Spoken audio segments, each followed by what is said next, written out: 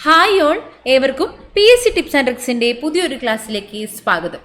നമ്മൾ ഇന്നത്തെ ക്ലാസ്സിൽ അടിസ്ഥാന ശാസ്ത്രം ഭാഗം 2 വരുന്ന 5th സ്റ്റാൻഡേർഡിലെ 5ാം ക്ലാസ്സിലെ ഒരു അധ്യായമാണ് പഠിക്കുന്നത്. ഭാഗം 2 എന്ന ഈ ഒരു ടെക്സ്റ്റ് നമ്മൾ ഇന്നലെയാണ് ആരംഭിച്ചത്. അതിൽ ആദ്യത്തെ ഒരു അധ്യായം നമ്മൾ ഇന്നലെ തന്നെ പഠിച്ചിട്ടുണ്ടായിരുന്നു. എല്ലാവരും ആ ഒരു ക്ലാസ് കണ്ടു മനസ്സിലാക്കി പഠിച്ചു എന്ന് വിശ്വസിക്കുന്നു. നമ്മൾ ഇന്ന് 6th ചാപ്റ്റർ ഊർജ്ജ സ്രോതസ്സുകൾ എന്ന ഈ ഒരു അധ്യായമാണ് പഠിക്കാൻ പോകുന്നത്. നമ്മളോടൊപ്പം തന്നെ ഓരോ അധ്യായം അല്ലെങ്കിൽ ഓരോ ക്ലാസ് എന്ന നിലയ്ക്ക് പഠിച്ചു പോവുകയാണെങ്കിൽ ദിവസവും നമ്മൾ ചെറിയ ചെറിയ ഭാഗമായി പഠിച്ചു പോവുകയാണ് എന്നുണ്ടെങ്കിൽ നിങ്ങൾക്ക് SCRT എന്നത് ഈസി ആയിരിക്കും. അത് പിന്നീട് ഒന്ന് എടുത്ത് പഠിക്കേണ്ടതായിട്ടൊന്നുള്ള ആവശ്യങ്ങളൊന്നും നിങ്ങൾക്ക് വരില്ല. അപ്പോൾ എന്തായാലും വളരെ ഉപകാരപ്രദമായിരിക്കും ഇങ്ങനെ ഡെയിലി പഠിച്ചു പോകുന്നത്. മാത്രമല്ല നമ്മളെ ക്ലാസ്സുകൾ കാണുന്നതിനോടൊപ്പം തന്നെ നമ്മുടെ ബുക്ക് നമ്മൾ റിലീസ് ചെയ്യുന്നുണ്ട്. നമ്മൾ ആപ്പിൽ PSC ടിപ്സ് ആൻഡ് ട്രിക്സിൻ്റെ ആപ്പിൽ നമ്മൾ ന്യൂ SCRTയുടെ ബുക്ക് ലോഞ്ച് ചെയ്യുന്നുണ്ട്. ബുക്കിൻ്റെ ഓഡിയോ നോട്ട് നമ്മളൊപ്പം ലോഞ്ച് ചെയ്യുന്നതാണ്. അപ്പോൾ അതും നിങ്ങൾക്ക് എന്താണ് ന്യൂ SCRT സീരീസിലെ ക്ലാസ്സുകൾ ഉപയോഗപ്പെടുത്തുന്നത് പോലെ തന്നെ ന്യൂ SCRTയുടെ ചാപ്റ്റേഴ്സ് കുറച്ചുകൂടി ഹൃദ്യസ്ഥമാക്കാൻ സഹായിക്കുന്നതായിരിക്കും. അപ്പോൾ നമ്മൾ ഈ ഒരു അധ്യായത്തിലേക്ക് കടക്കുകയാണ്. മാക്സിമം നിങ്ങൾക്ക് കിട്ടുന്ന ഈ അവസരങ്ങളൊക്കെ ഉപയോഗപ്പെടുത്തുക കേട്ടോ. അപ്പോൾ ഈ ഒരു അധ്യായത്തിലേക്ക് കടക്കുമ്പോൾ ഊർജ്ജ സ്രോതസ്സുകൾ, പേര് സൂചിപ്പിക്കുന്നത് പോലെ തന്നെ ഊർജമായിട്ട് ബന്ധപ്പെട്ട കാര്യങ്ങളാണ് ഇന്നത്തെ ഈ ഒരു അധ്യായത്തിൽ നമ്മൾ പഠിക്കുന്നത്. ഊർജത്തെക്കുറിച്ച്, ഊർജ സ്രോതസ്സുകളെക്കുറിച്ച്, കത്തുമ്പോഴോ രൂപമാറ്റം സംഭവിക്കുമ്പോഴോ ഊർജം നൽകുന്ന പദാർത്ഥങ്ങളായിട്ടുള്ള ഇന്ധനങ്ങളെക്കുറിച്ച്, നിത്യജീവിതത്തിൽ നാം വ്യാപകമായിട്ട് ഉപയോഗിക്കുന്ന പലതരം ഇന്ധനങ്ങളെക്കുറിച്ചൊക്കെയാണ് നമ്മളിവിടെ പഠിക്കാനായിട്ട് പോകുന്നത്. അപ്പോൾ നമ്മളിവിടെ ആദ്യം, ഇത് ചെറിയ ക്ലാസ് ആയതുകൊണ്ട് തന്നെ നമുക്കൊരു ഇൻട്രൊഡക്ഷൻ പോലെ കുട്ടികൾ കളിക്കുന്നതായിട്ട് നമുക്കിവിടെ കാണാൻ സാധിക്കുന്നുണ്ട്. കളിക്കുന്നതിനായിട്ട് ഊർജം ആവശ്യമാണല്ലോ. അങ്ങനെയാണ് ഈ ഒരു അധ്യായം ആരംഭിക്കുന്നത്. അങ്ങനെ പ്രവൃത്തി ചെയ്യുന്നതിനായിട്ടുള്ള കഴിവിനെയാണ് ഊർജം എന്ന് പറയുന്നത്. ഊർജത്തെ നമുക്ക് കാണാനായിട്ട് കഴിയില്ല. വിവിധ പ്രവർത്തനങ്ങളിലൂടെ അത് പ്രകടമാവുകയാണ് ചെയ്യുന്നത്. പ്രവൃത്തി ചെയ്യുന്ന കഴിവിനെയാണ്, ചിലപ്പോൾ സ്റ്റേറ്റ്മെൻ്റ് ആയിട്ട് ചോദിച്ചേക്കാം കേട്ടോ, അപ്പോൾ അതുകൊണ്ട് ശ്രദ്ധിക്കണം. പ്രവൃത്തി ചെയ്യുന്നതിനുള്ള കഴിവിനെയാണ് ഊർജം എന്ന് പറയുന്നത്. ഊർജത്തെ നമുക്ക് കാണാനായിട്ട് കഴിയില്ല. വിവിധ പ്രവർത്തനങ്ങളിലൂടെ ഊർജം പ്രകടമാവുകയാണ് ചെയ്യുന്നത്. നമുക്ക് അനുഭവിച്ചറിയാൻ കഴിയുന്ന ഊർജ്ജരൂപങ്ങൾക്ക് ഉദാഹരണമാണ് ചൂട്, പ്രകാശം എന്നിവ. ചൂട്, പ്രകാശം തുടങ്ങിയവ നമുക്ക് അനുഭവിക്കാൻ കഴിയുന്ന ഊർജ്ജരൂപങ്ങളാണ്. അങ്ങനെ അപ്പോൾ ഇവിടെ പലതരത്തിലുള്ള ഊർജ്ജ രൂപങ്ങളെ കുറിച്ചാണ് ഇനി നമ്മൾ പറയുന്നത്. നമ്മുടെ വീടുകളിൽ ഊർജം ഉപയോഗപ്പെടുത്തുന്ന ധാരാളം സന്ദർഭങ്ങളുണ്ട്. കുറച്ച് ഉദാഹരണങ്ങൾ നമുക്ക് പറയാം. പാചകം ചെയ്യുന്നതിനായിട്ട് ഊർജം ആവശ്യമാണ്. ലൈറ്റ് പ്രകാശിപ്പിക്കാൻ, ഫാൻ കറക്കുന്നതിനായിട്ട്, ഇസ്തിരി ഇടാൻ, അയേൺ ചെയ്യുന്നതിനായിട്ട്, മോട്ടറൊക്കെ പ്രവർത്തിപ്പിക്കാൻ, വസ്ത്രങ്ങൾ അലക്കാൻ, ഇതിനൊക്കെ ആയിട്ട് ഊർജം ആവശ്യമാണ്. അപ്പം നമ്മുടെ നിത്യജീവിതത്തിൽ ഊർജം ഉപയോഗപ്പെടുത്തുന്ന ചില സന്ദർഭങ്ങളാണ് നമ്മളിപ്പോൾ പറഞ്ഞത്. പാചകം ചെയ്യാനായിട്ട് ഊർജം ആവശ്യമുണ്ട് എന്നുള്ളത് നമ്മളിവിടെ പറഞ്ഞിട്ടുണ്ട്. പാചകം ചെയ്യാനുള്ള ഊർജം എന്തിൽ നിന്നെല്ലാമാണ് ലഭിക്കുന്നത്? പാചകം ചെയ്യാനുള്ള ഊർജ സ്രോതസ്സുകൾ എന്നതിന് വേണ്ടിയിട്ടാണ് നമ്മൾ വിറകടുപ്പ്, മണ്ണെണ്ണയടുപ്പ്, ഗ്യാസ് അടുപ്പ് എന്നീ സംവിധാനങ്ങളൊക്കെ ഉപയോഗിക്കുന്നത്. ഇവ മാത്രമല്ല, ഇവിടെ ചിത്രം നൽകിയിട്ടുള്ളത് കൊണ്ട് നമ്മൾ ഇവ ആദ്യമേ പറഞ്ഞു എന്നുള്ളതാണ്. ഇവ കൂടാതെ പലതരത്തിലുള്ള മാർഗങ്ങളും പാചകം ചെയ്യുന്നതിനായിട്ട് ഉപയോഗിക്കാറുണ്ട്. ഇപ്പോൾ അറക്കപ്പൊടി അടുപ്പ്, വൈദ്യുതി അടുപ്പ്, നീരാവി ഉപയോഗിച്ചുകൊണ്ട് പാചകം ചെയ്യാറുണ്ട്, സൗരോർജം ഉപയോഗിച്ചുകൊണ്ട് പാചകം ചെയ്യാറുണ്ട്. അങ്ങനെ വിവിധ തരത്തിൽ പാചകം ചെയ്യുന്നതിനായിട്ട് വഴികളുണ്ട്, സാധ്യതകളുണ്ട്. അങ്ങനെ എല്ലാ സംവിധാനങ്ങളിലും താപം ഉൽപ്പാദിപ്പിക്കപ്പെടുന്നുണ്ട്. അതിനാലാണ് ഇവിടെ പാചകം നടക്കുന്നത്.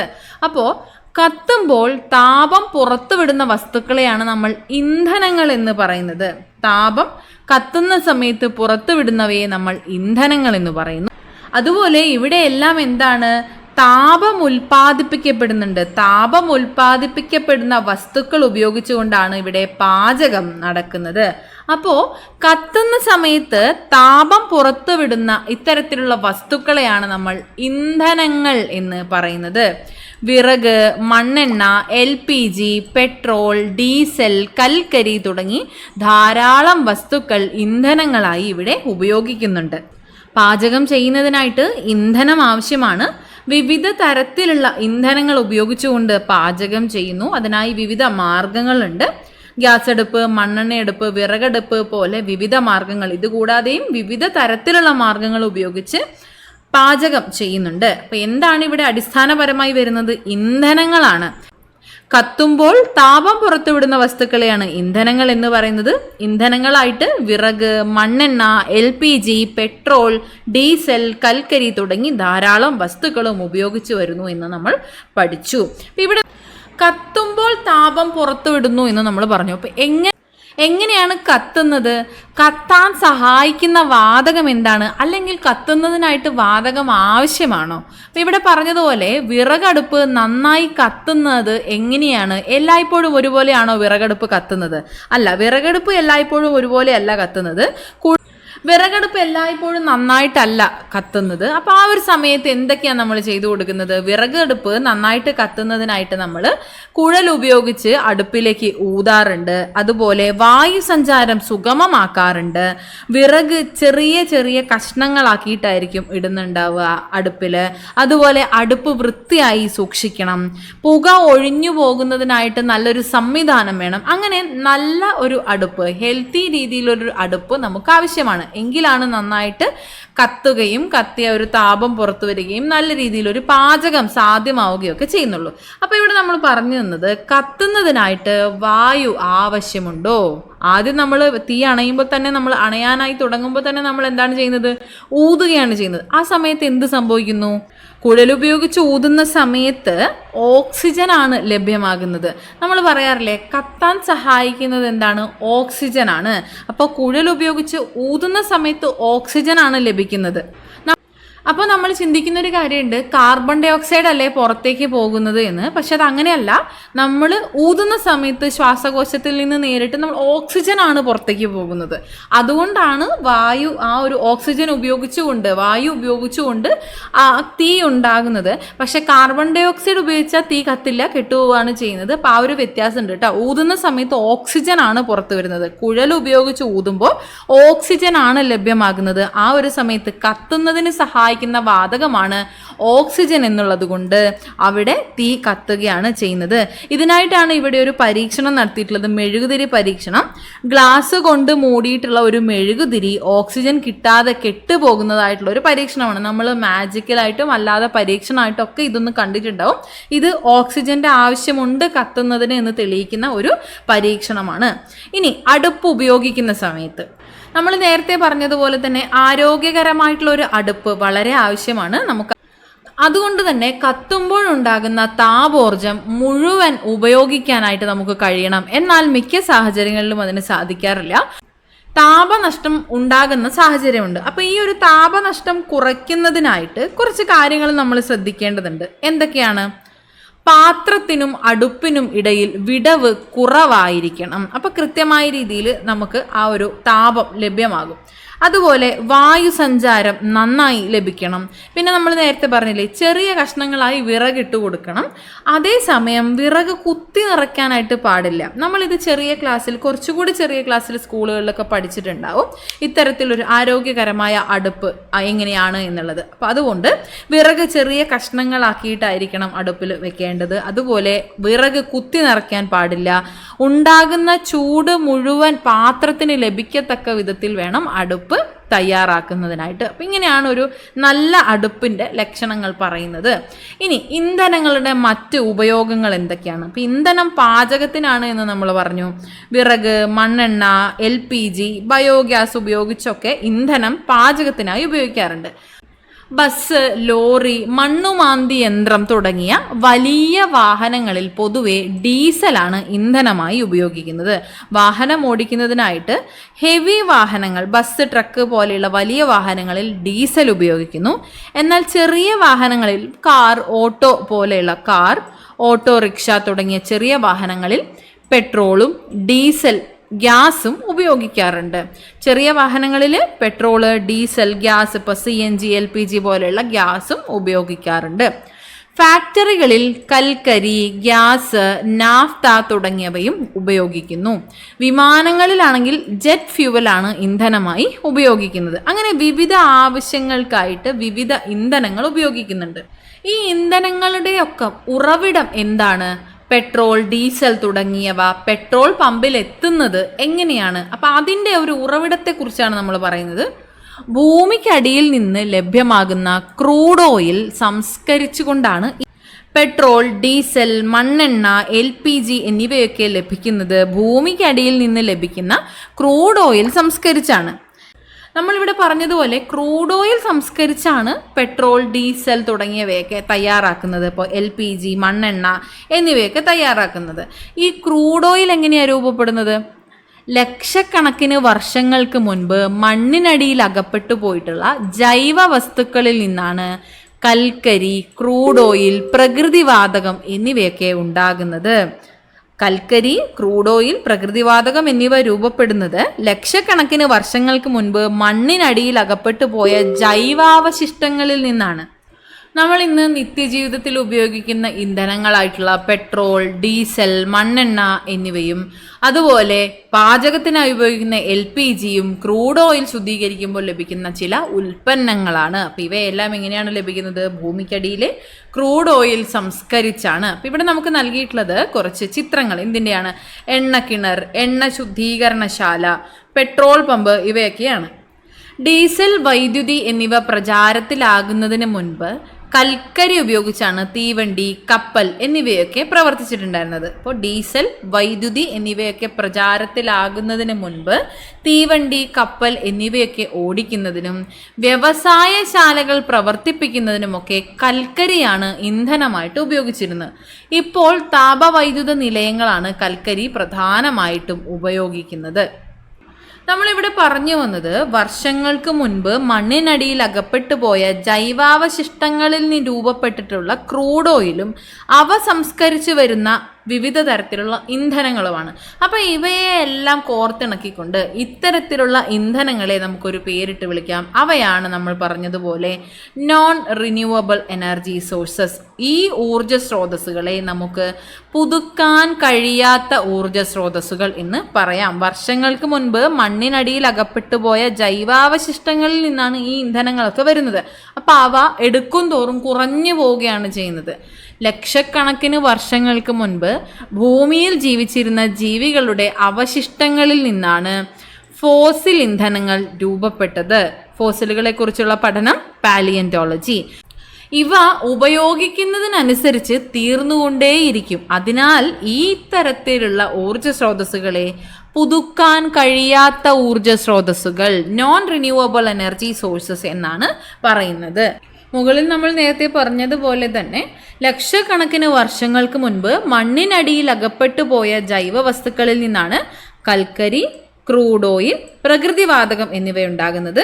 നമ്മൾ ഇതുവരെ പഠിച്ച ഇന്ധനങ്ങളാണ് വിറക്, മണ്ണെണ്ണ, diesel, petrol, jet fuel, naphtha, കൽക്കരി, LPG എന്നിവയൊക്കെ. ഇവയെ നമുക്ക് ഈ ഒരു ഫോസിൽ ഇന്ധനങ്ങൾ എന്ന ഈ ഒരു ഫ്ലോ ചാർട്ടിൽ ഉൾപ്പെടുത്തുകയാണെങ്കിൽ ഇപ്പോൾ നേരത്തെ പറഞ്ഞതുപോലെ തന്നെ പ്രകൃതിവാതകം, ക്രൂഡ് ഓയിൽ, കൽക്കരി എന്നിവയാണ് പ്രധാനപ്പെട്ട ഫോസിൽ ഇന്ധനങ്ങൾ. ഇതിൽ ക്രൂഡ് ഓയിലിനെ നമ്മൾ പിന്നീട് പെട്രോൾ, ഡീസൽ, മണ്ണെണ്ണ, LPG, നാഫ്ത എന്നിങ്ങനെ നമുക്ക് പിന്നീടും തരംതിരിച്ച് പറയാനാവുന്നതാണ്. നമ്മൾ ഇതുവരെ പറഞ്ഞ കാര്യങ്ങളൊക്കെ നിങ്ങൾക്ക് ക്ലിയർ ആണ് എന്ന് വിശ്വസിക്കുന്നു. നമ്മൾ മുന്നോട്ട് പോകുമ്പോൾ ഇന്ധനങ്ങളുടെ വ്യത്യസ്ത രൂപങ്ങളെ കുറിച്ച് പറയാം.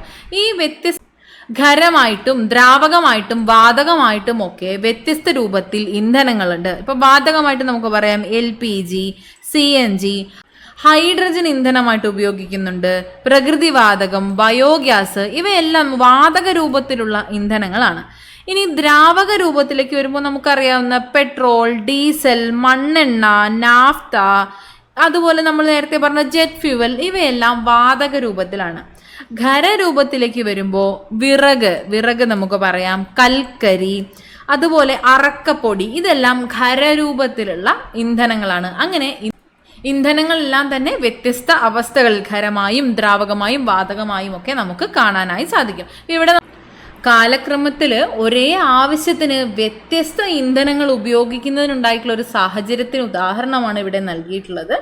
ഈ ചിത്രം നിരീക്ഷിക്കൂ. നമ്മളിപ്പോൾ പറഞ്ഞ കാര്യം കുറച്ചും കൂടെ ക്ലിയർ ആണ്. നമ്മൾ നേരത്തെ പറഞ്ഞിട്ടുണ്ടായിരുന്നു ഡീസൽ, വൈദ്യുതി എന്നിവയൊക്കെ പ്രചാരത്തിലാകുന്നതിന് മുൻപ് തീവണ്ടി, കപ്പൽ തുടങ്ങിയവയൊക്കെ ഓടിക്കുന്നതിനും വ്യവസായശാലകളൊക്കെ പ്രവർത്തിപ്പിക്കുന്നതിനും കൽക്കരിയാണ് ഇന്ധനമായി ഉപയോഗിച്ചിരുന്നത്. ഇത് നിരീക്ഷിക്കുമ്പോൾ നമുക്ക് മനസ്സിലാകും കാലക്രമത്തിൽ തീവണ്ടിയുടെ ഇന്ധന ഉപയോഗത്തിൽ മാറ്റങ്ങൾ വന്നു. ആദ്യം നമുക്ക് കൽക്കരി ഉപയോഗിച്ചുകൊണ്ട് പ്രവർത്തിക്കുന്ന തീവണ്ടി കാണാനായി സാധിക്കും. കാലാന്തരത്തിൽ ഡീസൽ ഉപയോഗിച്ചുകൊണ്ടുള്ള തീവണ്ടി നമുക്ക് ഇവിടെ കാണാനായി സാധിക്കും. അതിനുശേഷം നമുക്ക് വൈദ്യുത തീവണ്ടിയും ഇവിടെ കാണാനായി സാധിക്കും. നമുക്ക് കുറച്ചുകൂടെ പരിചിതമായിട്ടുള്ള ഒരു തീവണ്ടിയിലേക്ക് എത്തുന്നതിന് മുൻപുണ്ടായിരുന്ന തീവണ്ടിയുടെ ഒരു ഘടന നമുക്ക് മാറ്റം കാണാൻ സാധിക്കും. അതുപോലെ ഇന്ധന ഉപയോഗത്തിൽ മാറ്റം വന്നതിനനുസരിച്ചുള്ള ഒരുപാട് മാറ്റങ്ങളും ഇവിടെ ഉണ്ട്. അപ്പോൾ നമുക്ക് ഒരു ഉദാഹരണമായി നമ്മളിത് കണക്കാക്കുന്ന സമയത്ത് വൈദ്യുതി ഉപയോഗിച്ചാണ് ഇന്നത്തെ തീവണ്ടികളൊക്കെ പ്രവർത്തിക്കുന്നത്. ഇപ്പോൾ കൂടുതലായും ഉള്ളതും വൈദ്യുതി ഉപയോഗിച്ച് പ്രവർത്തിക്കുന്ന തീവണ്ടികളാണ്. അപ്പോൾ ഇവിടുന്ന് നമുക്ക് എന്ത് മനസ്സിലാക്കാം? ഇന്ധനമായി ഇന്ന് ഉപയോഗിക്കുന്ന ഒരു ഊർജ രൂപമാണ് വൈദ്യുതി എന്നത്. ഇന്ധനങ്ങൾക്ക് പകരം ഉപയോഗിക്കാവുന്ന ഒരു ഊർജ രൂപമാണ് വൈദ്യുതി. വൈദ്യുതി ഇല്ലാത്ത ഒരു ജീവിതം ഇന്ന് നമുക്ക് സങ്കല്പിക്കാനേ ആകില്ല. അപ്പോൾ ആ ഒരു സാഹചര്യത്തിൽ വൈദ്യുതി എന്നതും വളരെ പ്രധാനപ്പെട്ട ഒന്നാണ്. അപ്പോൾ എങ്ങനെയാണ് വൈദ്യുതി ഉൽപ്പാദിപ്പിക്കുന്നത്? അതിന് വിവിധ രീതികളുണ്ട്. അതിനെക്കുറിച്ചാണ് നമ്മളിവിടെ പറയുന്നത്. അപ്പോൾ ഇതുവരെ നമ്മൾ പറഞ്ഞു വന്നത് നോൺ റിന്യൂവബിൾ എനർജി സോഴ്സസിനെ കുറിച്ചാണ്. പുതുക്കാൻ കഴിയാത്ത ഊർജ്ജ സ്രോതസ്സുകൾ നമ്മൾ കാലാകാലമായി കുറേ വർഷങ്ങളായി പരമ്പരാഗതമായി ഉപയോഗിച്ച് വരുന്ന ഒരു ഊർജ്ജ സ്രോതസ്സാണ് ഈ പറഞ്ഞ പുതുക്കാൻ കഴിയാത്ത തരത്തിലുള്ള ഊർജ്ജ സ്രോതസ്സുകൾ. ഇവ എന്താണ്? പരിസ്ഥിതി മലിനീകരണത്തിനൊക്കെ കാരണമാകുന്ന സ്രോതസ്സുകളാണ്. ജലവൈദ്യുതി ഉൽപ്പാദിപ്പിക്കുന്നതിനായിട്ട് ജലം ഉപയോഗിച്ച് ടർബൈൻ കറക്കി ഊർജം ഉൽപ്പാദിപ്പിക്കുന്നതിന് മനസ്സിലാക്കത്തക്ക വിധത്തിൽ ഒരു പരീക്ഷണമാണ് ആദ്യം നൽകിയിട്ടുള്ളത്. നമുക്കറിയാം, കെട്ടി നിർത്തിയിട്ടുള്ള ജലത്തിൻ്റെ ഊർജം ഉപയോഗപ്പെടുത്തിയാണ് ജലവൈദ്യുതി ഉൽപ്പാദിപ്പിക്കുന്നത്. അതിനു വേണ്ടിയിട്ട് വെള്ളത്തെ അണക്കെട്ടുകളിൽ ഇപ്രകാരം കെട്ടി നിർത്തുന്നു. അതിനുശേഷം വെള്ളം താഴേക്ക് പതിപ്പിച്ച് ടർബൈനുകൾ കറക്കിയാണ് ജനറേറ്റർ പ്രവർത്തിപ്പിച്ച് വൈദ്യുതി ഉൽപ്പാദിപ്പിക്കുന്നത്. ഇവിടെ അണക്കെട്ടുകളിൽ വെള്ളം തടഞ്ഞു നിർത്തുന്നു.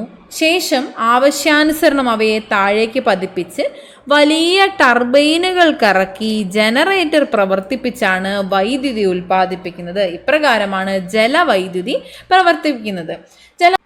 ജലത്തെ പോലെ തന്നെ കാറ്റിൽ നിന്നും വൈദ്യുതി ഉൽപ്പാദിപ്പിക്കുന്നുണ്ട്.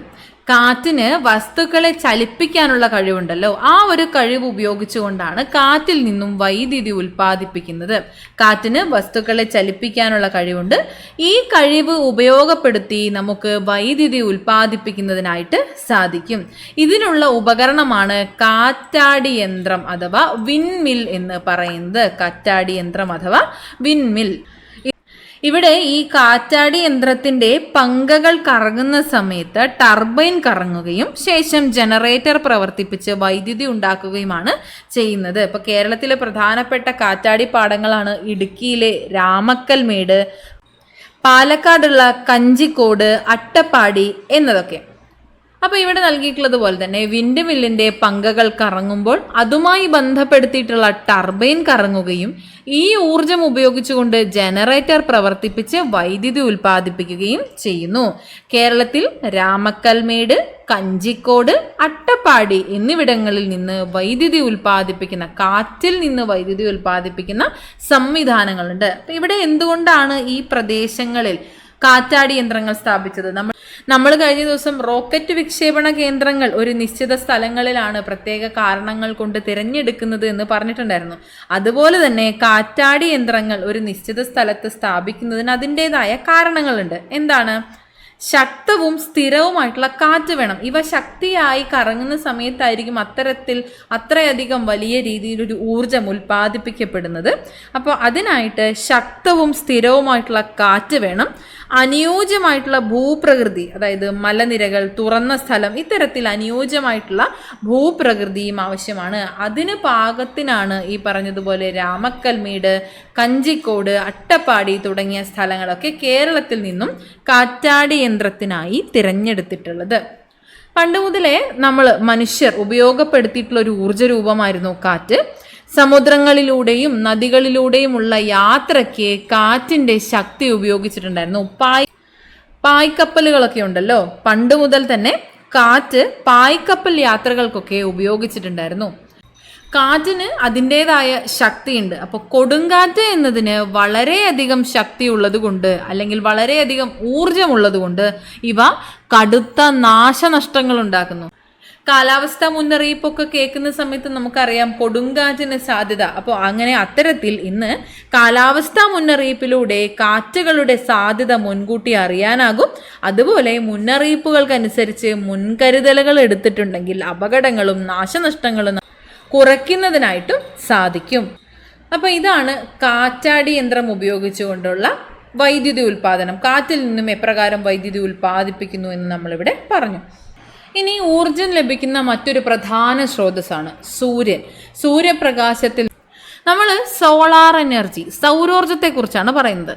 ഏതെല്ലാം രീതിയിലാണ് സൂര്യപ്രകാശത്തിലെ ഊർജം നമ്മൾ നിത്യജീവിതത്തിലൊക്കെ ഉപയോഗിക്കുന്നത്? ഇപ്പോൾ വസ്തുക്കൾ ഉണക്കുന്നതിനായിട്ട്, ഇപ്പോൾ വസ്ത്രങ്ങളാവട്ടെ, വിറക്, ധാന്യങ്ങൾ, സുഗന്ധവ്യഞ്ജനങ്ങൾ, കളിമൺ പാത്രങ്ങൾ, മാംസം, ഇവയെല്ലാം ഉണക്കിയെടുക്കുന്നത് തുടങ്ങിയ വസ്തുക്കളെല്ലാം തന്നെ ഉണക്കിയെടുക്കുന്നതിന് നമുക്ക് സൂര്യപ്രകാശം ആവശ്യമാണ്. അതുപോലെ സൂര്യപ്രകാശത്തിൽ നിന്നുള്ള താപം, സൗരോർജത്തിലെ താപം ഉപയോഗപ്പെടുത്തിക്കൊണ്ടാണ് solar cooker, solar water heater പോലെയുള്ളവയൊക്കെ പ്രവർത്തിക്കുന്നത്. അതുപോലെ തന്നെ ഇവിടെ താഴെ നൽകിയിരിക്കുന്ന ഉപകരണങ്ങൾ നോക്കിയാൽ നമുക്കറിയാം ഇതെന്താണ്? കാൽക്കുലേറ്റർ, സോളാർ കാൽക്കുലേറ്റർ ആണ്. അതുപോലെ ഇവിടെ നൽകിയിട്ടുള്ളത് എന്താണ്? സോളാർ പാനലുകളാണ്. സൂര്യപ്രകാശത്തെ വൈദ്യുതിയാക്കി മാറ്റുന്നതിന് സഹായിക്കുന്നവയാണ് സോളാർ പാനലുകൾ. ഈ സോളാർ പാനലിലെ സോളാർ സെല്ലുകൾ സൂര്യപ്രകാശം പതിക്കുമ്പോഴാണ് വൈദ്യുതി ഉൽപ്പാദിപ്പിക്കുന്നത്. നമുക്കറിയാം സിയാൽ, കൊച്ചിൻ എയർപോർട്ട് പൂർണ്ണമായിട്ടും സൗരോർജത്തിൽ പ്രവർത്തിക്കുന്ന ലോകത്തിലെ ആദ്യത്തെ വിമാനത്താവളമാണ്. നമുക്ക് അഭിമാനത്തോടു കൂടി പറയാം അത് നമ്മുടെ കേരളത്തിലാണ്. പൂർണ്ണമായിട്ടും സൗരോർജത്തിൽ പ്രവർത്തിക്കുന്ന ലോകത്തിലെ ആദ്യത്തെ വിമാനത്താവളമാണ് CIAL, Cochin international airport limited. അപ്പോൾ ഇവയും സൂര്യപ്രകാശത്തിൽ നിന്ന് വൈദ്യുതി ഉൽപ്പാദിപ്പിക്കുന്നു. പിന്നെ ഇത് നോക്കിക്കേ, കണ്ടുപരിചയമുണ്ടോ? ഇത് എന്താണിത്? എമർജൻസി ലാമ്പാണ്. സോളാറിൽ നിന്നുള്ള ഊർജം ഉപയോഗിച്ചുകൊണ്ട് ചാർജ് ചെയ്തിട്ട് ഉപയോഗിക്കുന്ന ഒരു തരം സോളാർ റാന്തൽ എന്നൊക്കെ പറയാം. സോളാർ ലാമ്പാണ്, എമർജൻസി ലാമ്പാണ് ഇത്. ഇതുകൂടാതെ നമ്മൾ കണ്ടിട്ടില്ലേ സോളാർ സ്ട്രീറ്റ് ലൈറ്റ് ഒക്കെ ഉപയോഗിക്കാറുണ്ട്. അങ്ങനെ സൂര്യപ്രകാശം ഉപയോഗിച്ചുകൊണ്ട് ഒരുപാട് വസ്തുക്കൾ നമ്മൾ ഉപയോഗിക്കാറുണ്ട്. മിക്കവയും നമ്മൾ നമ്മുടെ വീടുകളിൽ തന്നെ കണ്ടിട്ടുണ്ടാവും ഇല്ലേ? ഇവയൊക്കെ നമ്മൾ നിത്യജീവിതത്തിൽ ഉപയോഗിക്കുന്നതാണ്. ഇവയിലുള്ള സൗരോർജ പാനലുകൾ സൂര്യപ്രകാശത്തെ വൈദ്യുതിയാക്കി മാറ്റുന്നു. ഇങ്ങനെ സൗരോർജ പാനലിലുള്ള സോളാർ സെല്ലിൽ സൂര്യപ്രകാശം പതിക്കുമ്പോൾ ഇവിടെ വൈദ്യുതി ഉൽപ്പാദിപ്പിക്കപ്പെടുന്നു. ഇങ്ങനെയാണ് സൂര്യനിലെ ആ ഒരു താപം ഉപയോഗിച്ചുകൊണ്ട് ഈ വസ്തുക്കളെല്ലാം തന്നെ ഉപയോഗിക്കുന്നത്. അപ്പോൾ വീടുകളിലും സ്ഥാപനങ്ങളിലുമൊക്കെ സൂര്യപ്രകാശത്തിൽ നിന്ന് വൈദ്യുതി ഉൽപ്പാദിപ്പിക്കുന്ന സംവിധാനങ്ങൾ ഇന്ന് വ്യാപകമായി തന്നെ ഉപയോഗിക്കുന്നുണ്ട്. നമ്മുടെ വീടുകളിൽ തന്നെ അതിനുള്ള ഉദാഹരണങ്ങൾ നമുക്ക് നമ്മുടെ നിരത്തുകളിൽ വാഹനങ്ങൾ നമ്മൾ കാണാറുണ്ട്. വാഹനങ്ങളുടെ നമ്പർ പ്ലേറ്റിൽ പച്ച നിറത്തിലുള്ള നമ്പർ പ്ലേറ്റ് ഇന്ന് നമുക്ക് ഒരുപാട് കാണാനായി സാധിക്കും. നമ്മൾ ഇന്ന് പരിചിതമായിട്ടുള്ള ഒന്നാണ് ഈ പച്ച നിറത്തിലുള്ള നമ്പർ പ്ലേറ്റ്. പച്ച നിറത്തിലുള്ള നമ്പർ പ്ലേറ്റ് വൈദ്യുത വാഹനങ്ങളെ സൂചിപ്പിക്കുന്നതാണ്. പച്ച നിറത്തിലുള്ള നമ്പർ പ്ലേറ്റ് വൈദ്യുത വാഹനങ്ങളെ സൂചിപ്പിക്കുന്നതാണ്. ഈ വൈദ്യുത വാഹനങ്ങൾ പ്രോത്സാഹിപ്പിക്കപ്പെടുന്നുണ്ട്. എന്തുകൊണ്ടാണ്? വൈദ്യുത വാഹനങ്ങൾക്ക് ചില പ്രത്യേകതകൾ അല്ലെങ്കിൽ അവയുടെ മേന്മകളുണ്ട്. അതിനാലാണ് ഈ വൈദ്യുത വാഹനങ്ങൾ പ്രോത്സാഹിപ്പിക്കപ്പെടുന്നത്. എന്തൊക്കെയാണ്? പൊതുവെ ഈ പറഞ്ഞതുപോലെയുള്ള ഫോസിൽ ഇന്ധനങ്ങൾ കത്തുമ്പോഴുള്ള ഈ മലിനീകരണം അത് കുറവാണ്. മലിനീകരണം കുറവാണ്. ഇന്ധനത്തിന് ഇപ്പോൾ നല്ല രീതിയിൽ വില കൂടി വരികയാണ്. അപ്പോൾ ആ ഒരു സമയത്ത് വിലക്കുറവ് നമുക്ക് സഹായിക്കുന്നതിനായിട്ട് ഈ പറഞ്ഞ വൈദ്യുത വാഹനങ്ങൾ സഹായിക്കും. ചെലവ് കുറയ്ക്കാനായി സാധിക്കും. ഇന്ധന ചെലവ് കുറയ്ക്കാനായി സാധിക്കും. അതുപോലെ പരിപാലന ചെലവ് കുറവാണ്. പിന്നെ നിങ്ങൾ ശ്രദ്ധിച്ചിട്ടുണ്ടെങ്കിൽ അറിയാം വൈദ്യുത വാഹനങ്ങൾക്ക് ശബ്ദം കുറവാണ്. അപ്പോൾ ശബ്ദത്തിൻ്റെ പൊല്യൂഷനും നമുക്ക് കുറയ്ക്കാനായിട്ട് സാധിക്കും. അതുപോലെ ഇവയുടെ മറ്റൊരു പ്രധാനപ്പെട്ട പ്രത്യേകത എന്താണ്? സൗരോർജം ഉപയോഗിച്ച് റീചാർജ് ചെയ്യുന്നതിനായിട്ടും സാധിക്കും. ഇന്നിവയൊക്കെ നമുക്ക് വളരെ സാധാരണമായി നമുക്ക് കാണാനായി സാധിക്കും. നമ്മുടെ നാട്ടിൽ വിവിധ തരത്തിലുള്ള വൈദ്യുതി വാഹനങ്ങളുണ്ട്. Electric scooter, electric bus, electric car, electric train, അങ്ങനെ ധാരാളമായിട്ടുള്ളവ നമുക്ക് ഇന്ന് സുപരിചിതമായിട്ട് കാണാനായി സാധിക്കുന്ന ഒന്നാണ് വൈദ്യുത വാഹനങ്ങൾ എന്ന് പറയുന്നത്. അപ്പോൾ നമ്മൾ പുതുക്കാൻ കഴിയുന്ന ഊർജ്ജ സ്രോതസ്സിലേക്ക് എത്തിയിട്ടുണ്ട്. നമ്മൾ നേരത്തെ പറഞ്ഞിട്ടുണ്ടായിരുന്നു നോൺ റിന്യൂവബിൾ എനർജി സോഴ്സസ് കണ്ടിട്ടുണ്ടായിരുന്നു. ഇപ്പോൾ നമ്മൾ റിന്യൂ ചെയ്യാൻ പറ്റുന്ന പുതുക്കാൻ കഴിയുന്ന ഊർജ്ജ സ്രോതസ്സിലേക്ക് എത്തി. സൂര്യപ്രകാശം, കാറ്റ്, തിരമാല തുടങ്ങിയ ഊർജ സ്രോതസ്സുകളുടെയൊക്കെ പ്രധാന പ്രത്യേകത അല്ലെങ്കിൽ മേന്മ എന്താണ്? ഇവയെല്ലാം പുതുക്കാൻ സാധിക്കുന്നവയാണ്. സൂര്യപ്രകാശം, കാറ്റ്, തിരമാല തുടങ്ങിയവ ഉപയോഗിക്കുന്നതിനനുസരിച്ച് തീർന്നു പോകുന്നവയല്ല. ഇവ പുതുക്കാൻ കഴിയുന്ന ഊർജ സ്രോതസ്സുകളാണ്. റിന്യൂവബിൾ എനർജി സോഴ്സുകൾ എന്ന് ആണ് ഇവ അറിയപ്പെടുന്നത്. ഈ ഊർജ സ്രോതസ്സുകളുടെ പ്രധാന പ്രത്യേകത എന്ന് പറയുന്നത് ഇവിടെ വായു മലിനീകരണം ഉണ്ടാകുന്നില്ല എന്നതാണ്. കാറ്റിൽ നിന്നോ തിരമാലയിൽ നിന്നോ സൂര്യപ്രകാശത്തിൽ നിന്നോ ഉള്ള എനർജി ഉപയോഗിക്കുമ്പോൾ എന്താണ്? ഇവിടെ വായു മലിനീകരണം ഉണ്ടാകുന്നില്ല. ഇത് നമ്മൾ നേരത്തെ പറഞ്ഞ ആ ഒരു കാര്യം ഒന്നും കൂടി പറയുകയാണ്. കൊച്ചിൻ ഇന്റർനാഷണൽ എയർപോർട്ട് പൂർണ്ണമായും സൗരോർജം ഉപയോഗിച്ചുകൊണ്ട് പ്രവർത്തിക്കുന്ന ലോകത്തിലെ ആദ്യത്തെ വിമാനത്താവളമാണ് കൊച്ചിയിലേത്. എന്താണ് ഇവിടുത്തെ പ്രത്യേകത? ഈ അന്താരാഷ്ട്ര വിമാനത്താവളത്തിലെ മുഴുവൻ പ്രവർത്തനങ്ങൾക്കും ആവശ്യമായിട്ടുള്ള വൈദ്യുതി ഉൽപ്പാദിപ്പിക്കുന്നതിന് സൗരോർജ പാനലുകൾ ഉപയോഗിച്ചാണ് ഇവിടെ പ്രവർത്തിക്കുന്നത്. ഈ ഒരു അന്താരാഷ്ട്ര വിമാനത്താവളത്തിലെ മുഴുവൻ പ്രവർത്തനങ്ങളും ഈ സൗരോർജ പാനലുകൾ ഉപയോഗിച്ചുകൊണ്ട് ഉൽപ്പാദിപ്പിക്കുന്ന വൈദ്യുതിയിലാണ് പ്രവർത്തിക്കുന്നത് എന്നാണ്. അപ്പോൾ ഇവിടെ പൂർണ്ണമായും സൗരോർജം ഉപയോഗിച്ച് പ്രവർത്തിക്കുന്ന ലോകത്തിലെ ആദ്യത്തെ വിമാനത്താവളമാണ് കൊച്ചിൻ ഇന്റർനാഷണൽ എയർപോർട്ട്. ഇനി ബയോഗ്യാസ്. ഇനി ജൈവമാലിന്യങ്ങൾ പരിസ്ഥിതി പ്രശ്നം ഉണ്ടാക്കുന്നവയാണെന്ന് നമുക്കറിയാം. അപ്പോൾ പാരിസ്ഥിതിക പ്രശ്നങ്ങൾ ഉണ്ടാക്കുന്ന ഈ ജൈവമാലിന്യങ്ങളിൽ നിന്ന് ഉണ്ടാക്കുന്ന വാതക ഇന്ധനമാണ് ബയോഗ്യാസ് എന്ന് പറയുന്നത്. ഇങ്ങനെ പരിസ്ഥിതി പ്രശ്നങ്ങൾ ഉണ്ടാക്കുന്ന ജൈവമാലിന്യങ്ങളിൽ നിന്ന് ഇന്ധനം ഉണ്ടാക്കാം. ഇങ്ങനെ ഉണ്ടാക്കുന്ന വാതക ഇന്ധനത്തെയാണ് ബയോഗ്യാസ് എന്ന് പറയുന്നത്. അപ്പോൾ ഇവയും നമുക്ക് പരിചിതമായിട്ടുള്ള ഒന്ന് തന്നെയാണ്. ഇപ്പോൾ ജൈവ മാലിന്യങ്ങളിൽ നിന്ന്, അടുക്കളയിൽ നിന്നുള്ള മാലിന്യമാകട്ടെ, മൃഗങ്ങളുടെ വിസർജ്യം പോലുള്ള മാലിന്യങ്ങളാവട്ടെ, ഇവയിൽ നിന്ന് ഉൽപ്പാദിപ്പിക്കുന്ന ഒരു വാതക ഇന്ധനമാണ് ബയോഗ്യാസ് എന്ന് പറയുന്നത്. ഇതിന് അതിൻ്റേതായിട്ടുള്ള ഗുണഗണങ്ങളുണ്ട്. എന്തൊക്കെയാണ്? പ്രധാനമായിട്ടും ഈ മാലിന്യങ്ങളുടെ നിർമ്മാർജ്ജനമാണ്. അതുപോലെ പാചകവാതകത്തിൻ്റെ ഉൽപാദനം. ഇപ്പോൾ പാചകവാതകം ഊർജം ഉൽപ്പാദിപ്പിക്കപ്പെടുന്നു. മാലിന്യത്തിൻ്റെ നിർമ്മാർജ്ജനത്തിലൂടെ ഊർജം ഉൽപ്പാദിപ്പിക്കപ്പെടുന്നു എന്നതും മറ്റൊരു പ്രധാനപ്പെട്ട സവിശേഷതയാണ്. ഈ ഒരു ബയോഗ്യാസ് പ്ലാന്റിൻ്റെ പ്രവർത്തന രീതി ഇപ്പോൾ നമുക്ക് കണ്ടു പരിചയമുള്ളതായിരിക്കും. ഇപ്പോൾ നമുക്കറിയാം അതിൽ നിന്ന് വളം ലഭിക്കുന്നു. ഇപ്പോൾ സ്ലറി ലഭിക്കുന്നുണ്ട്. സസ്യങ്ങൾക്കൊക്കെ വളരെ നല്ലതാണ് ഈ സ്ലറി എന്ന് പറയുന്നത്. ബയോഗ്യാസ് പ്ലാന്റ് മലിനീകരണം കുറയ്ക്കുകയും ചെയ്യുന്നുണ്ട്. അപ്പോൾ മലിനീകരണം കുറയ്ക്കാനായിട്ടും ബയോഗ്യാസ് പ്ലാന്റ് സഹായിക്കുന്നു എന്നതും പ്രധാനപ്പെട്ട ഒരു ഗുണമായിട്ട് കരുതാവുന്നതാണ്. ഇനി താഴെ നൽകിയിരിക്കുന്ന മാർഗങ്ങളും ഊർജോൽപാദനത്തിൽ ഉപയോഗിക്കുന്നുണ്ട്. എന്തൊക്കെയാണ്? ഡീസൽ, കൽക്കരി താപനിലയങ്ങൾ, തിരമാലയിൽ നിന്നുള്ള ഊർജം, ഭൂതാപോർജം, അണുശക്തി ഇവയെല്ലാം തന്നെ ഊർജ ഉൽപാദനത്തിന് സഹായിക്കുന്ന മാർഗങ്ങളാണ്. അങ്ങനെ നമ്മളിവിടെ ഊർജ ഉൽപാദനത്തെക്കുറിച്ചാണ് ഇതുവരെ പറഞ്ഞു വന്നത്. ഊർജ ഉൽപാദനം പോലെ തന്നെ പ്രധാനപ്പെട്ടതാണ് ഊർജ സംരക്ഷണം എന്നത്. അപ്പോൾ അതിനായിട്ട് ഊർജ നഷ്ടം തടയുന്നതിനായിട്ട്, ഊർജ നഷ്ടം തടയുകയാണെങ്കിൽ ഇന്ധനത്തിൻ്റെ ഉപഭോഗം നമുക്ക് കുറയ്ക്കാനായിട്ട് സാധിക്കും. അങ്ങനെ ഊർജ നഷ്ടം തടയുന്നതിനായിട്ട് സഹായിക്കുന്ന ഒരു ഉപകരണമാണ് ചൂടാറ പെട്ടി എന്ന് പറയുന്നത്. ഹേ ബോക്സ് കുക്കർ എന്നാണ് ഇതിന് പറയുന്നത്. ഇന്ധന ഉപഭോഗം കുറയ്ക്കുന്നതിനുള്ള ഒരു മാർഗം ഊർജ നഷ്ടം തടയുക എന്നതാണ്.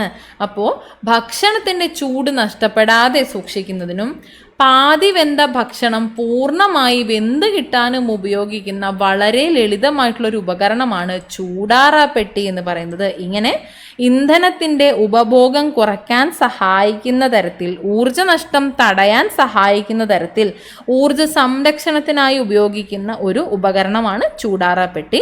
ഇവിടെ ഭക്ഷണത്തിൻ്റെ ചൂട് നഷ്ടപ്പെടാതെ സൂക്ഷിക്കാനും പാതി വെന്ത ഭക്ഷണം ഇതിൽ ഇറക്കി വെച്ച് അടച്ചു വെക്കുകയാണ് എങ്കിൽ പൂർണ്ണമായിട്ട് വേവിക്കാനും ഉപയോഗിക്കുന്ന ഒരു ലളിതമായിട്ടുള്ളൊരു ഉപകരണമാണ് ഇത് ചൂടാറ പെട്ടി.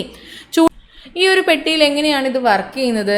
ഈ ഒരു പെട്ടിക്കകത്ത് ആ ഒരു ഭക്ഷണം ഇറക്കി വെക്കുകയാണെങ്കിൽ ചൂട് പുറത്തു പോകാതെ അത് അകത്ത് തടഞ്ഞു നിർത്തിയാണ് ഇവിടെ ഊർജം ലാഭിക്കുന്നത്. ഇതുപോലെ ഊർജ്ജ നഷ്ടം തടയുന്ന വേറെയും ഉപകരണങ്ങളുണ്ട്. ഇവയൊക്കെ നമുക്ക് വീട്ടിൽ ഉപയോഗിക്കുന്ന തരത്തിൽ നമുക്കറിയാവുന്ന, നമുക്ക് ഫെമിലിയർ ആയിട്ടുള്ള കുറച്ച് ഉപകരണങ്ങളാണ്. ഇപ്പോൾ റൈസ് കുക്കർ, കാസറോളുകൾ. നമ്മളിപ്പോൾ നമ്മളിപ്പോൾ ധാരാളമായി കണ്ടിട്ടുള്ള മറ്റൊന്നാണ് കാസറോൾ എന്ന് പറയുന്നത്. കാസറോളും ഇതേ ഒരു പ്രവർത്തനം തന്നെയാണ്, ഊർജ്ജനഷ്ടം തടയുന്നതിനായിട്ട് ഉപയോഗിക്കുന്നതാണ്. തെർമോ ഫ്ലാസ്കുകൾ ഇവയെല്ലാം തന്നെ ഊർജ്ജനഷ്ടം തടയുന്നതിനായി വീടുകളിൽ ഉപയോഗിക്കുന്ന ഉപകരണങ്ങളാണ്. അപ്പോൾ ഇതാണ് ചൂടാറപ്പെട്ടിയും മറ്റ് പല ഉപകരണങ്ങളും നമ്മളിവിടെ കണ്ടു. ഇനി ഭാവിയുടെ ഇന്ധനങ്ങൾ. ഫോസിൽ ഇന്ധനങ്ങളുടെ വിവിധ ഉപഭോഗങ്ങൾ നമ്മൾ നേരത്തെ കണ്ടു. നമ്മൾ ഈ ഒരു അധ്യായത്തിൽ ആദ്യമേ തന്നെ പഠിച്ചത് ഫോസിൽ ഇന്ധനങ്ങളെക്കുറിച്ചും അവയുടെ ഉപയോഗങ്ങളെക്കുറിച്ചുമാണ്. അപ്പോൾ ഈ ഫോസിൽ ഇന്ധനങ്ങൾ പഠിച്ചപ്പോൾ തന്നെ നമ്മൾ മനസ്സിലാക്കിയ ഒന്നാണ്, അവ നോൺ റിന്യൂവബിൾ ആണ്. അവയുടെ ചില പരിമിതികളുണ്ട്. ഈ ഫോസിൽ ഇന്ധനങ്ങളുടെ പരിമിതികൾ എന്താണ്? ഇവ പുതുക്കാൻ കഴിയില്ല, അവ തീർന്നു പോകുന്നതാണ്, ഉപയോഗിക്കുന്നതിനനുസരിച്ച് തീർന്നു പോകുന്നു. കൂടാതെ ഫോസിൽ ഇന്ധനങ്ങൾ മലിനീകരണം ഉണ്ടാക്കുന്നവയാണ്. ഫോസിൽ ഇന്ധനങ്ങൾ പരിസ്ഥിതി മലിനീകരണം ഉണ്ടാക്കുന്നവയാണ്. അപ്പോൾ ഈ ഒരു പരിമിതി ഇല്ലാതെ ഊർജ സ്രോതസ്സുകൾ നമുക്ക് ഉപയോഗിക്കാനായി കഴിയും. അതിനുദാഹരണമാണ് സൂര്യപ്രകാശം, കാറ്റ്, തിരമാല തുടങ്ങിയവയൊക്കെ. നമ്മൾ നേരത്തെ കണ്ടതാണ്, പുതുക്കാനാകുന്ന ഊർജ സ്രോതസ്സുകളാണ് കാറ്റ്, തിരമാല, സൂര്യപ്രകാശം. എന്നാൽ ഇവയ്ക്കും എന്താണ്? പരിമിതികളുണ്ട്. എന്താണ്? എല്ലായിടത്തും എക്കാലത്തും ഒരേ അളവിൽ ലഭ്യമായെങ്കിൽ മാത്രമേ ഊർജ്ജ സ്രോതസ്സുകൾ അതിൻ്റെതായ പൂർണ്ണ അർത്ഥത്തിൽ ഉപയോഗിക്കാനായി സാധിക്കൂ. എന്നാൽ ഇവ അങ്ങനെയല്ല. എല്ലായിടത്തും എക്കാലത്തും ഒരേ അളവിൽ ലഭ്യമായിട്ടുള്ളതല്ല സൂര്യപ്രകാശമോ കാറ്റോ തിരമാലയോ ഒന്നും. എപ്പോഴും ഒരേ അളവിൽ ഊർജം ഉൽപ്പാദിപ്പിക്കാനായിട്ട് കഴിയില്ല എന്നതും വളരെ പ്രധാനപ്പെട്ട ഒരു പരിമിതിയായി തന്നെ നമ്മളിത് കണക്കാക്കേണ്ടതാണ്. എന്നാൽ ഈ പരിമിതിയൊക്കെ മറികടന്നുകൊണ്ട് പുതിയ ഊർജ സ്രോതസ്സുകൾ ഇന്ന് നമ്മുടെ ശാസ്ത്രലോകം കണ്ടെത്തുന്നുണ്ട്. ഇപ്പോൾ ഹൈഡ്രജൻ, ജൈവ ഡീസൽ എന്നിവയൊക്കെ ഇത്തരത്തിൽ പ്രതീക്ഷ നൽകുന്ന, നമ്മുടെ പുത്തൻ ലോകത്തിന് പ്രതീക്ഷ നൽകുന്ന ഇന്ധനങ്ങളാണ്. ഇപ്പോൾ ഹൈഡ്രജൻ്റെ കാര്യം പറയുമ്പോൾ കാര്യക്ഷമമായിട്ടുള്ള ഊർജ സ്രോതസ്സാണ്, മലിനീകരണമില്ല, എളുപ്പത്തിൽ ലഭ്യമാണ്. അപ്പോൾ അതുകൊണ്ട് തന്നെ ഇവ എന്താണ്, വളരെ പ്രതീക്ഷ നമുക്ക് നൽകുന്നുണ്ട്. ഇപ്പോൾ ജൈവ ഡീസലിൻ്റെ കാര്യത്തിലാണെങ്കിൽ സസ്യങ്ങൾ, ആൽഗകൾ, കൃഷിയുടെ അവശിഷ്ടങ്ങൾ, കാർഷിക അവശിഷ്ടങ്ങളൊക്കെ ഉപയോഗിച്ചുകൊണ്ട് ആണ് ഈ ഒരു ജൈവ ഡീസൽ ഉപയോഗിക്കുന്നത്. അതുപോലെ തന്നെ പുനരുൽപ്പാദിപ്പിക്കാനായി സാധിക്കും എന്നതും ഈ ഒരു ജൈവ ഡീസലിൻ്റെ പ്രധാനപ്പെട്ട സവിശേഷതയായി നമുക്ക് പറയാനായിട്ട് സാധിക്കും. ജൈവ ഡീസൽ അല്ലെങ്കിൽ ബയോ ഡീസൽ, കുറച്ചുകൂടെ ഫെമിലിയർ വേർഡ് അതല്ലേ? ഓക്കെ, അപ്പോൾ ഇതൊക്കെയാണ് ഈ ഇന്ധനങ്ങളിൽ പ്രതീക്ഷ നൽകുന്ന, പുത്തൻ ലോകത്തിലേക്ക് നമുക്ക് നേർക്കാഴ്ച നൽകുന്ന ഇന്ധനങ്ങൾ. ഹൈഡ്രജൻ, ജൈവ ഡീസൽ പോലെയുള്ളവയൊക്കെ പരിമിതികൾ മറികടന്നുകൊണ്ട്, ഇപ്പം നോൺ റിന്യൂവബിൾ ആവട്ടെ റിന്യൂവബിൾ ആവട്ടെ, ഇത്തരത്തിലുള്ള ഇന്ധനങ്ങളുടെ പരിമിതികൾ മറികടന്നുകൊണ്ട് നമുക്ക് മുന്നിലുള്ളത് ഹൈഡ്രജൻ, ബയോഡീസൽ പോലെയുള്ള ഇന്ധനങ്ങളാണ്. അപ്പോൾ ഇത്രയാണ് ഈ ഒരു അധ്യായത്തിൽ നമുക്ക് പഠിക്കാനുള്ളത്. ഇത് കുറച്ചുകൂടി ലളിതമായിട്ടുള്ളൊരു അധ്യായമാണെന്ന് തോന്നുന്നു അല്ലേ? അപ്പോൾ പറഞ്ഞ അത്രയും കാര്യങ്ങൾ കുറച്ച് ലളിതമായിട്ടുള്ള കാര്യങ്ങളാണ്. മാത്രമല്ല ഇവയെല്ലാം തന്നെ നമുക്ക് നിത്യജീവിതത്തിൽ കണ്ട് പരിചിതമായിട്ടുള്ളവയാണ്.